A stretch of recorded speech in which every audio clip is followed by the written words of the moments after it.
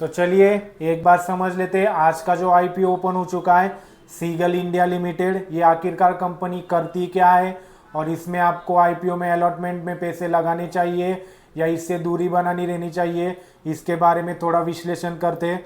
अगर हम देखते हैं तो ये कंपनी फाउंडेड है 2002 में।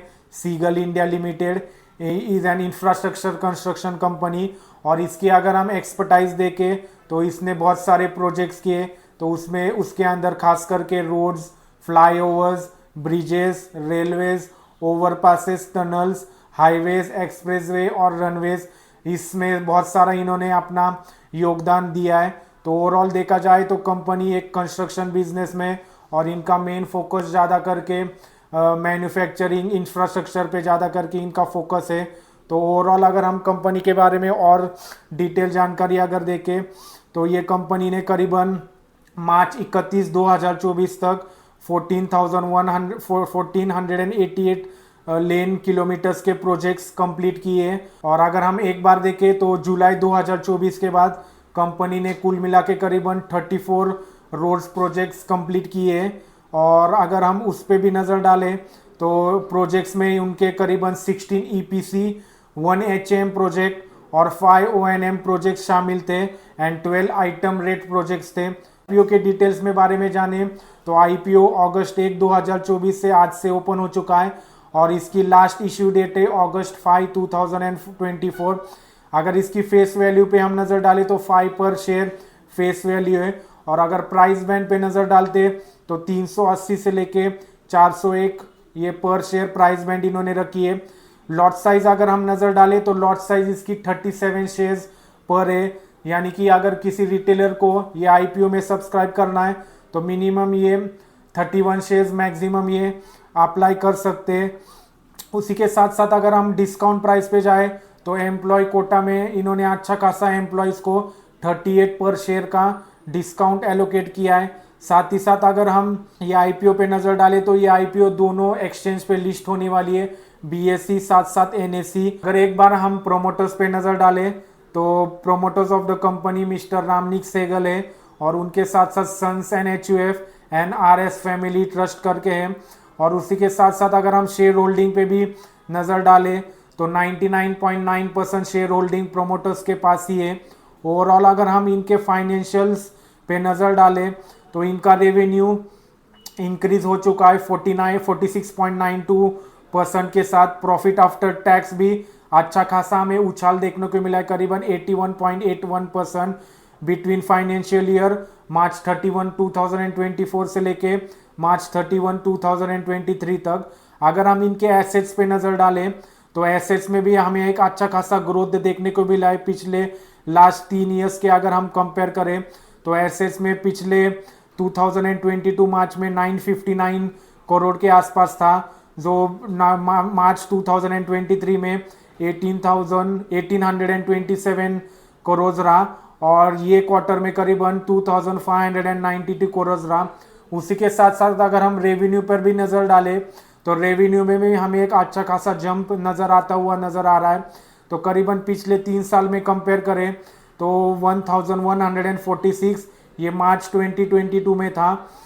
अगर हम मार्च 2023 पे नज़र डालें तो 2087 करोड़ था और उसके मुकाबले ये साल में करीबन 3066 करोड़ के आसपास इसका रेवेन्यू हमें नज़र आता हुआ आ रहा है। उसी के साथ साथ अगर आप प्रॉफिट आफ्टर टैक्स पर भी नज़र डालते हैं तो प्रॉफिट आफ्टर टैक्स में भी अच्छा खासा हमें एक जंप नज़र देखने आ रहा है। तो अगर हम पिछले 3 साल को कंपेयर करें तो मार्च 22 में करीबन 126 करोड़ था और मार्च 23 में करीबन 167 करोड़ था। उसके मुकाबले ये क्वार्टर में करीबन 304 करोड़ के आसपास प्रॉफिट आफ्टर टैक्स हमें अच्छा खासा एक जंप इसमें भी ईयर ऑन ईयर बेसिस पे ग्रोथ नज़र आ रही है। नेटवर्थ पे भी अगर हम नज़र डालें तो उसमें भी हमें एक अच्छी खासी ग्रोथ ही नज़र आ रही है ईयर ऑन ईयर बेसिस पे। अगर हम मार्च में 2022 में कंपेयर करें तो 431 करोड़ था, ये मार्च 2023 में 593 करोड़ था। और अगर हम ये साल को 2024 को कंपेयर करें तो करीबन 906 करोड़ है नेटवर्थ। तो नेटवर्थ में भी हमें एक अच्छा खासा जंप ही देखने को नज़र आ रहा है।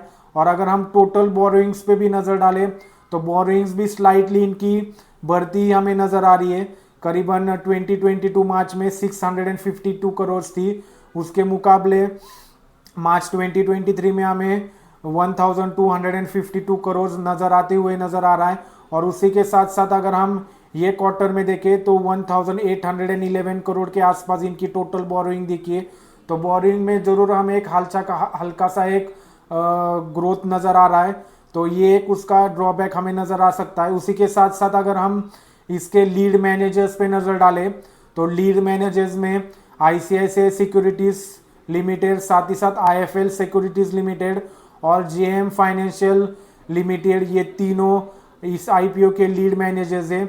उसी के साथ साथ अगर हम देखें ये IPO लाने के पीछे का पर्पस क्या है कंपनी का, तो कंपनी को उनकी नेट प्रोसीड्स टूवर्ड फंडिंग में एलोकेशन करना है। साथ ही साथ उनको कुछ इक्विपमेंट्स है, उनको इक्विपमेंट्स में भी कुछ परचेस करना है, जो कि एक कंस्ट्रक्शन बेस्ड कंपनी है, तो इक्विपमेंट्स भी बहुत सारे लगते हैं, तो उनको उसमें भी थोड़ा अपना पैसा IPO में जो फंड रेस करने वाले वो वहाँ पर इन्वेस्ट करने वाले।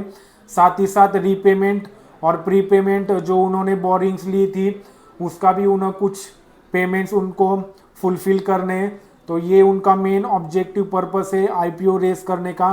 तो ओवरऑल अगर आप कंपेयर करें ओवरऑल इसका जो फाइनेंशियल है तो ग्रोथ एसेट्स के मुकाबले revenue, profit after tax, net worth, तो ईयर ऑन ईयर बेसिस पे एक अच्छा खासा हमें जंप ही नज़र आ रहा है। तो ओवरऑल अगर हम इनके पीयर पे भी नज़र डालें तो पीयर के मुकाबले कंपनी भी एक अच्छे खासे वैल्यूएशन पर है। तो अगर किसी को सब्सक्राइब करना है तो वो लंबी अवधि के हिसाब से ही हमारी राय बनेगी इसमें सब्सक्रिप्शन करने की, तो ज़रूर इसमें आप पैसा लगा सकते हो लॉन्ग टर्म के हिसाब। तो यही था सीगल IPO के बारे में ओवरऑल हमारी ओर से आपके लिए एक राय। तो अगर किसी निवेशक को इसमें पैसा लगाना है तो इसका IPO आज से ओपन हो चुका है, अगस्त 8 से अगस्त 5 तक ये IPO ओपन रहने वाला है। तो अगर किसी को पैसे इसमें लगाने हैं तो ज़रूर लगा सकते हैं, पर लंबी अवधि के हिसाब से, लॉन्ग टर्म के हिसाब से। अगर किसी को शॉर्ट टर्म व्यू के हिसाब से लगाना है तो जो कोई अगर जोखिम ले सकता है वही इसमें शॉर्ट टर्म के हिसाब से लगा सकते हैं, वरना हमारी शॉर्ट टर्म के हिसाब से इसमें बिल्कुल भी सजेशन नहीं है। अगर किसी को लगाना है तो वो लंबी अवधि के हिसाब से ही ये IPO में सब्सक्राइब कर सकते हैं। तो चलिए यही था सीगल इंडिया IPO के बारे में फिलहाल हमारी ओर से आपके लिए राय। आने वाले दिनों में भी बहुत सारे IPO आने वाले, जैसे कि फर्स्ट क्राई का IPO, उसके बारे में भी हम जल्द ही आपके साथ एक वीडियो शेयर करेंगे। तो चलिए यही था आज IPO के बारे में। धन्यवाद।